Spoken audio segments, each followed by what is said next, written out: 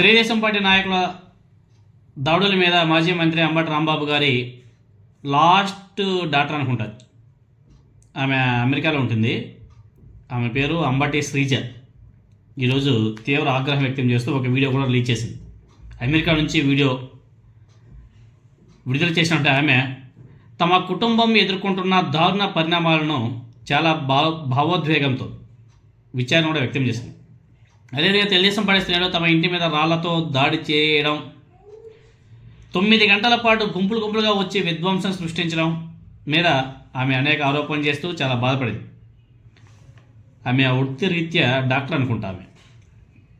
అదేవిధంగా వైఎస్ఆర్ కాంగ్రెస్ పార్టీ అధినేత జగన్మోహన్ రెడ్డి గారు తమ ఇంటికి వచ్చి అండగా నిలిచాడు అని చెప్పేసి కూడా ఆమె ప్రస్తావిస్తూ, తమ తల్లి అక్కలతో మాట్లాడి ధైర్యం నింపాను. తెలుగుదేశం పార్టీ వాళ్ళు మా ఇంటిపై దాడి చేశారు, కానీ నిన్న వేల మంది అభిమానంతో మా ఇంటికి వచ్చారు. మా నాన్న చెప్పినట్టే మాకు అండగా వెంకటేశ్వర స్వామి ఉన్నాడు. దేవుడు అండ ఉన్నంత వరకు మాపై వేసే ప్రతి రాయి కూడా పువ్వుగా మారుతుంది అని చెప్పేసి ఆమె చాలా భావోద్వేగంతో మాట్లాడడం జరిగింది. ఉదయం గుడికి వెళ్ళిన సమయంలోనే తన తండ్రిపై తెలుగుదేశం పార్టీ శ్రేణులు దాడి చేశారని, కర్రలతో వచ్చి అంబటి రాంబాబు గారి మీద దాడికి పాల్పడ్డారని చెప్పేసి కూడా ఆమె చెబుతూ, తెలుగుదేశం పార్టీ మహిళలు కూడా బూతులతో దూషించడం, ఆ సమయంలో తన తండ్రి కొన్ని మాటలు మాట్లాడడం, ఆ వెంటనే అవి అనకూడదని చెప్పేసి రిలీజ్ అయ్యి వెనక్కి తీసుకోవడం జరిగింది మా నాన్నగారు. అయినా కానీ మా ఇంటి మీద దాడి చేయడం ఎంతవరకు సమంజసం అని చెప్పేసి ఆమె కొంచెం సీరియస్గా మాట్లాడుతూ బాధపడుతూ, ఏమైనా ఉంటే మేము లీగల్గా కూడా వెళ్తాం, లీగల్గా ఎదుర్కోవడానికి కూడా మేము సిద్ధంగా ఉన్నాం, ఏదైతే అదైతే మేము తేల్చుకుంటామని చెప్పేసి ఆమె చాలా స్పష్టంగా వీడియోలో చెప్పడం జరిగింది. అంబటి రాంబాబుని 4 గోడల మధ్య భౌతికంగా వేధించడం అమానుషం. ఆయనను వేధించి కొందరు రాక్షసానందం పొందారు. అయితే రోజులు ఎప్పుడూ ఒకేలా ఉండవు. దాడి చేసిన దానికంటే 4 రెట్లు ఎక్కువగా ప్రజల నుంచి తమకు అభిమానం లభించిందని చెప్పేసి ఆమె ధీమా వ్యక్తం చేస్తూ మాట్లాడడం జరిగింది. ఆ వీడియో సోషల్ మీడియాలో కూడా బీభత్సంగా వైరల్ అవుతుంది. ఒకసారి ఆమె మాటలన్నీ మీరందరూ కూడా ఒకసారి వినండి. నమస్తే అండి, నా పేరు అంబటి శ్రీజ. నేను రాంబాబు గారి 3వ అమ్మాయిని. అమెరికాలో ఉంటాను. అయితే నేను మీ అందరి ముందుకు ఎందుకు వచ్చానో మీకు ఈ పాటికి అర్థమై ఉండాలి. మా ఇంటి మీద 3 రోజుల క్రితం పెద్ద దాడి జరిగింది. అయితే ఈ దాడి ఎలా మొదలైంది? రాంబాబు గారు గుడికెళ్ళి తిరిగి ఇంటికి వస్తుంటే కొంతమంది టీడీపీ వాళ్ళు కర్రలు పట్టుకుని రాళ్లు పట్టుకుని ఫిజికల్ అటాక్ కి వస్తూ థ్రెటన్ చేస్తూ ఆయన రెచ్చగొట్టే ప్రయత్నం జరిగింది. కొంత బూతు పదజాలం వాడుతూ ఒక మహిళ. అన్ఫార్చునేట్ గా దురదృష్టవశాత్తు రాంబాబు గారు అదే మాటని తిరిగి అనేశారు. ఆ స్పర్ ఆఫ్ ద మూమెంట్ లో ఇంటికి వచ్చారు, రియలైజ్ అయ్యారు, ప్రెస్ మీట్ పెట్టారు.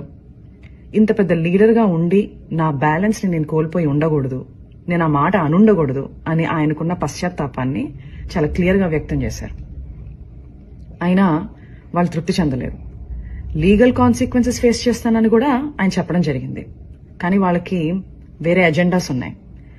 టీడీపీ గూండాలు తండోపతండాలుగా 9 నుంచి 10 గంటల పాటు నిర్విరామంగా మాట అన్న మనిషి మీద అటాక్ మాత్రమే కాదు, ఆయన కుటుంబం మీద, ఏమీ తెలియని రాజకీయాలతో సంబంధం లేని మా మదర్, మా సిస్టర్స్, వాళ్ల పిల్లల మీద అటాక్ చేయడం జరిగింది. అటాక్ చేస్తూ వాళ్ళు కుల ప్రస్తావన కూడా తీసుకుని వచ్చారు. కాపు ఎల్ డాష్ ఇలాంటి మాటలు మాట్లాడుతూ అటాక్ చేయడం జరిగింది. అయితే నాకు షాకింగ్ విషయం ఏంటంటే ఇదంతా కూడా ఎగ్జిక్యూట్ చేసింది, ఇంప్లిమెంట్ చేసింది ఎవరయ్యా అంటే ఒక డాక్టర్, సెంట్రల్ మినిస్టర్. అంటే ఆయనకున్న మేధస్సు, ఆయనకున్న ఈవిల్ థాట్స్ ని, ఆ క్షణంలో ఉన్న ఈవిల్ థాట్స్ ని సరైన మార్గంలో పెట్టలేకపోయిందా?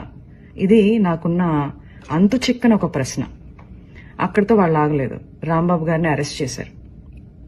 ఏమని చెప్పి అరెస్ట్ చేశారు? మీకు భద్రత లేదు బయట ఉంటే అని చెప్పి అరెస్ట్ చేశారు. అరెస్ట్ చేసి చాలా కన్వీనియంట్ గా 4 గోళ్ల మధ్యలో బంధించి కాళ్ళు చేతులు పట్టుకుని ఫిజికల్ గా హెరాస్ చేయడం జరిగింది. ఆయన ఒక ఎక్స్ మినిస్టర్. సరే, మీకు ఆ గౌరవం ఇవ్వడం ఇష్టం లేదు. ఆయన ఒక సీనియర్ సిటిజన్, 65 నుంచి 70 ఏళ్ల మధ్యలో ఉంటుంది ఆయన వయసు.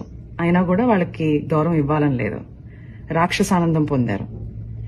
అయితే నాకు అనిపిస్తుంది, ఇంతకు ముందు మా ఇంట్లో వాళ్ళు అమెరికాలో ఉన్నాను, ఫారెన్ కంట్రీలో ఉన్నాను అని చెప్పి నా యోగక్షేమాలు కనుక్కోవడానికి తరచూ నాకు ఫోన్ చేసి మాట్లాడుతుండేవాళ్ళు. ఇప్పుడు ఆపోజిట్ అయిపోయింది సిచ్యుయేషన్. అయితే రోజులన్నీ ఒకటిలా ఉండవు. నిన్నటి రోజు ఈ రోజు ఉండదు, ఈ రోజు రేపు రాదు. 4 రోజుల క్రితం మా ఇంటికి ఎంతమంది అయితే జనాలు వచ్చారో అంతకు 10 మంది ఈరోజు రావడం జరిగింది, ప్రేమాభిమానాలతో. ఆ రోజు మా ఇంట్లో కిటికీలు, అద్దాలు, తలుపులు పగిలిపోయాయి. ఈ రోజు ఏకంగా గోడలే పగిలిపోయినాయి. శ్రీ వైఎస్ జగన్మోహన్ రెడ్డి గారు మా ఇంటికి రావడం జరిగింది. కూర్చుని చాలా వివరంగా మా అమ్మగారితో, మా అక్కలతో జరిగిన సంఘటనల గురించి మాట్లాడటం, మా బాధని షేర్ చేసుకోవడం, మాకు ఒక అండగా నిలబడటం జరిగింది. చాలా సంతోషంగా ఉంది. ఇవన్నీ చూస్తుంటే నాకు మా నాన్నగారు అనే మాటలు గుర్తొస్తున్నాయి.